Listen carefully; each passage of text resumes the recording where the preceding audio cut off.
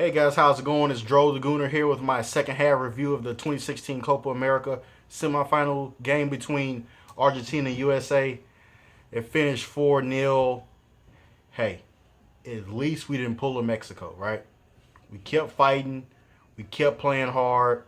We didn't give up. So all you, the Mexico fans, I don't care what you guys say, Argentina was supposed to beat us. We still put up a good fight. Like, again, world-class players against some of our emerging players. Have my notes, so forgive me if I look down at my notes. Hey, hey, Clemson made a change, man. He put Pulisic in for Wando, because Wando was absolutely doing nothing, and putting Pulisic in did make a big difference. It actually caused Argentina's outside backs to drop from the midfield and go to an original back four. He did pretty good. His speed and athleticism, he made a couple of moves. He was just missing that final touch. In my opinion, he had two opportunities to score goals, and he just couldn't. And that's going to come with experience. The more playing time he gets, the more this guy plays for Dortmund in the Bundesliga. He's going to get more playing time. You never know. Aubameyang might make a summer move, and that's just going to give more playing time to Pulisic, and that's going to come with experience. The kid's 17 years old, man, and he was making some pretty good runs. He was making his way through the Argentine defense, and that's going to come with experience. He's going to get better. And my only issue was that was the only change that Klinsmann made. That was the only, that's all he saw. That was the only issue he noticed from the first half. And Argentina continued to press, man. I think they really looked at that Chile and Mexico game, and I think their goal was to try to one up Chile. They're big time rivals, they're neighboring countries, and you know, they came out still pressing, still attacking the ball. And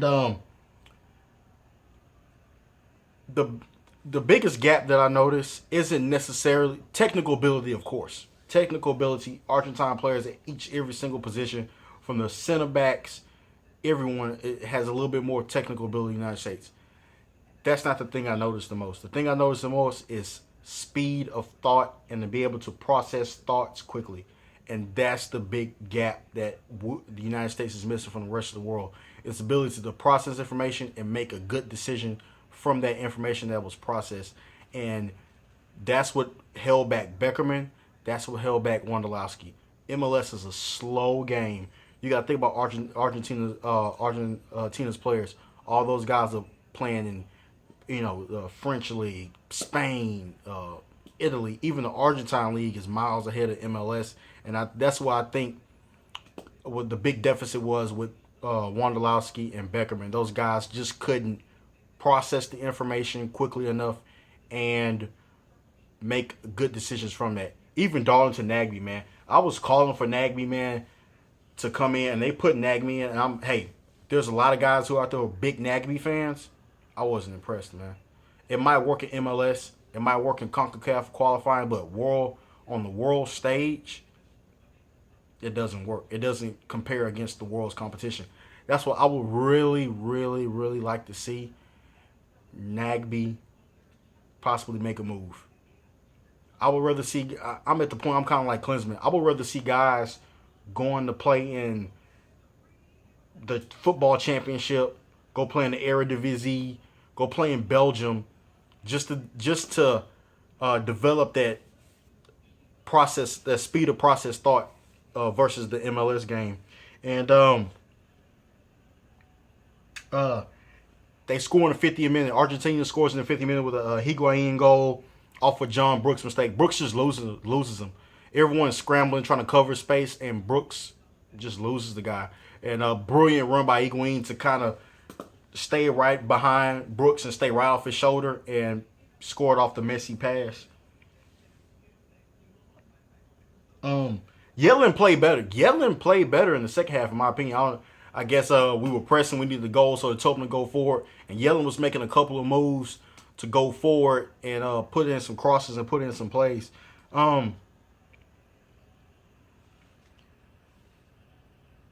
Sorry for my pause, guys. I'm looking down at my notes. On the 60-minute, Birnbaum came in. Even though Birnbaum made a mistake, to cause that last goal, it really had me thinking that maybe we should have started Jeff Cameron in the midfield with Bradley, because those guys, they looked a whole lot. The Bradley Cameron midfield combination looked a whole lot better than the Bradley Beckerman combination, and I think that's because sometimes I think Bradley felt like he had to compensate for the lack of athleticism and speed of Beckerman, so he had to he wanted to make sure he stayed tight to his shoulder so that Messi wouldn't shred him. But hey, Messi shredded him anyway, so it really didn't matter. But when Cameron moved into the midfield and Birnbaum with the center back, they looked better. They were pushing forward. They were moving forward. And what was weird was the fact that Cameron was ahead of Bradley. Cameron was getting up there with my man of the match, G.I.C. Zardes, man. G.I.C. Zardes, in my opinion, man of the match. The guy worked his ass off the entire night. The guy ran from box to box, breaking up plays, and our defending third, trying to create something in the final attacking third. Again, my man of the match. At one point, I was questioning, like I said, I was calling for Nagby, but just really, really, really not impressed. I'm not impressed, guys. I'm not a Nagby fan. I'm going to have to start checking out some Portland Timber games during MLS season, but I don't see what the big hoopla is about. I really, really don't. I might get some nasty feedback on this, but I just don't see what the hoopla is about. Lavezzi got hurt. He was tracking the ball in the air. He backed all the way back, jumped up and flipped over the side advertisement board. They said it might be an elbow issue. I work in the medical center of Houston, Texas, and usually high-profile guys like that, they shoot them down to Methodist Hospital. It's the official hospital of the Houston Texans. It's the official hospital of the Houston Dynamo. They have a big sports medicine clinic there, so he probably went there. A little inside information. And he was replaced by Lamela. Now, Rojo picked up a nick, and I forgot what time of the match was, but he picked up a nick, and Argentina was playing with 10 men. No worries.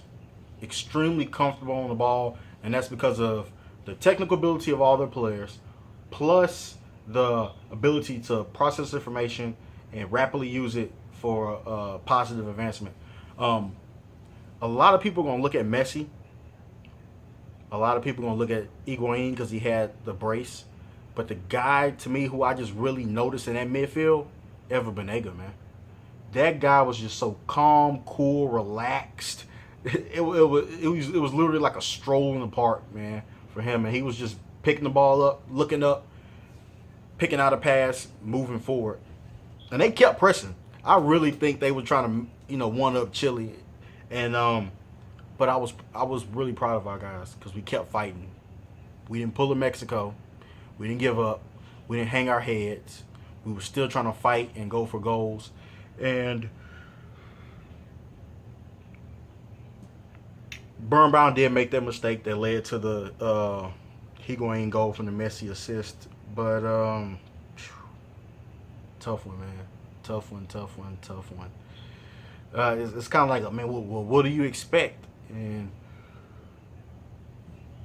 I pretty much expected that, man. I thought we were. My hope was that maybe we could catch them on the counter. We can just hold in,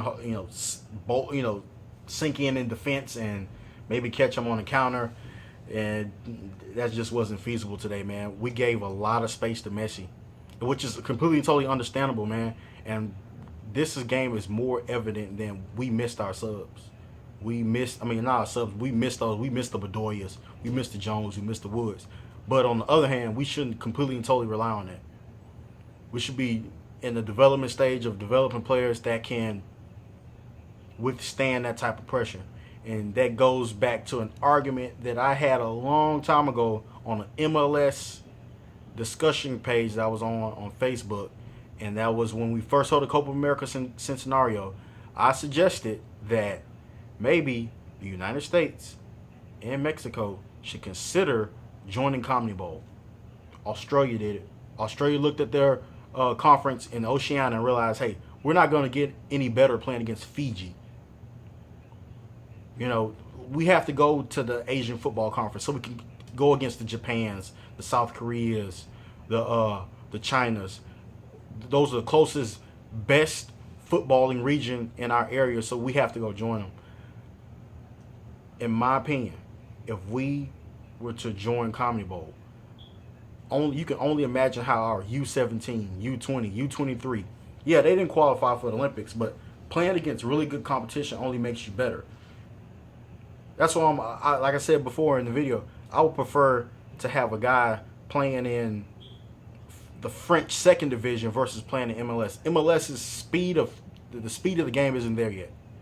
It isn't there yet. And in my opinion, the development of the league and the development of our national team are two totally they are attached in some way, but not necessarily at the hip. Not necessarily at the hip. I mean, if you look at Mexican leagues, you look at all the other South American leagues on this side of the hemisphere. Yeah, they're really good leagues with really good players, but they're best of the best players traditionally playing in Europe. And we need to continue to try to develop players to send over Europe so that those guys can develop the speed of thought process. I know I'm putting the words together right, but you understand what I'm saying. The ability to process information on the field while under pressure and make a good, positive decision with the ball. What you noticed in this game was a lot of sideways passing, a lot of backwards passing, not enough forward passing, trying to put the ball in attacking positions. And maybe that's the reason why Dempsey was kind of walking around like, okay, I don't know what to do. Nobody's passing me the ball. I'm pretty sure, like I said in the first half video, Mascherano had something to do with it. But it's just the fact that when the center backs, Brooks and Cameron, would pass the ball to the midfielders, they were being automatically pressed. Because you got to think about it. Like I said, the outside backs from Argentina had moved into the midfield, creating basically a five-man midfield. So pressure is immediately on them, and they can't even make out a pass to even move forward. And I'm going to do a review of the third place game. I honestly believe in my heart of hearts, no matter who we're playing in the third place game, that's the United States spirit. They're going to give it their all. They're going to come out there and fight. They're not going to treat it like any other team would treat a third place game. You know, kind of not the way Brazil treated their third place game in the World Cup. You know what I'm saying? Like, we're not going to have that type of attitude. That's just not in our team. That's just not in our makeup.